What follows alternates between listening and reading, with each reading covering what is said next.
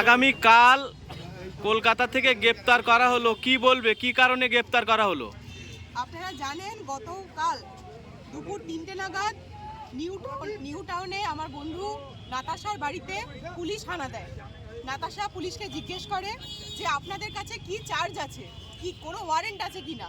Police সেখানে অদ্ভুত ব্যাপার, পুলিশ নিজেদেরকে পুলিশ পরিচয় পর্যন্ত দেয়নি। পুলিশ নাতাশার বাড়িতে এসে প্রথম জানায় যে তারা মিউনিসিপ্যালিটির একটা সার্ভে করতে এসেছে। নাতাশার সন্দেহ হয়, আই কার্ড দেখতে চায়, তখন তারা বলে যে আমরা পুলিশ। ও জিজ্ঞেস করে যে আপনারা কোথাকার পুলিশ, তখন পুলিশ জানায় যে তারা ব্যারাকপুর কমিশনারেট থেকে আসছেন এবং জোর করে দরজা ধাক্কা দিয়ে ঘরে ঢোকার চেষ্টা করে। তখন নাতাশা সেইখানে আটকায় এবং চ্যালেঞ্জ করে যে আপনারা কোনো সার্চ ওয়ারেন্ট ছাড়া কারোর বাড়িতে প্রবেশ করতে পারেন না, আপনারা কোনো অ্যারেস্ট ওয়ারেন্ট ছাড়া কাউকে অ্যারেস্ট করতে পারেন না।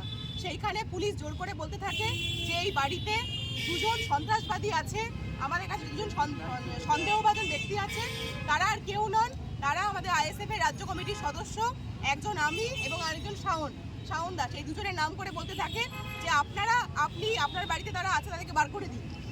তখন নাতাশা বলে যে না, কোনোভাবেই না, আপনারা প্রমাণ দেখান, আপনাদের কাছে কি ওয়ারেন্ট আছে যে আপনারা আমার বাড়িতে ঢোকার চেষ্টা করছেন।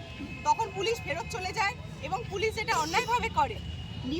নিউ টাউনের ওই যে ফ্ল্যাটের মধ্যে 32টি পরিবার বসবাস করে, সেই ফ্ল্যাটের মেন যে এন্ট্রান্স গেট, সেই এন্ট্রান্স গেট পুলিশ লক করে দেয়। সাধারণ যারা ওই ফ্ল্যাটের যারা বাসিন্দা, তাদের যাতায়াতের রাস্তা তারা বন্ধ করে দেয়।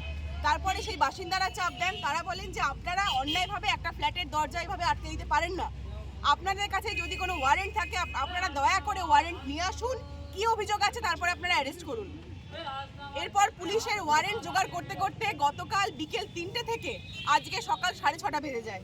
এর মধ্যে তারা ওয়ারেন্ট জোগাড় করে শেষমেশ একটা নিয়ে হাজির করে, কি না সন্দেশখালীর কেসে, ওই কি কোন পোলট্রি ফার্মে আগুন ধরানো হয়েছে তার কেসে তারা আমাকে নাকি অ্যারেস্ট করছে। আমরা প্রথম থেকেই বলেছিলাম যে পুলিশ যদি কোনো প্রমাণ দেখাতে পারে, কোনো অ্যারেস্ট মেমো দেখাতে পারে, আমরা সহযোগিতা করব।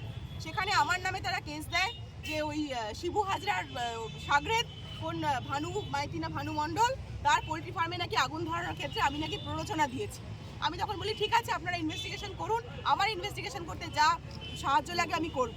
ওরা আমাকে নিয়ে আসে সন্দেশখালীর পরিবর্তে বসিরহাট থানায়, সকালবেলা এনে বসিয়ে রাখে। কোনো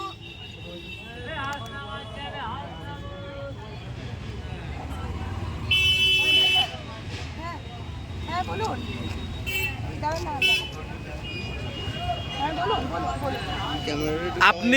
আপনি জুবিশার উকিল, আপনি কি বলবেন? একটাই কথা বলবো, আমি একটা আইনের লোক,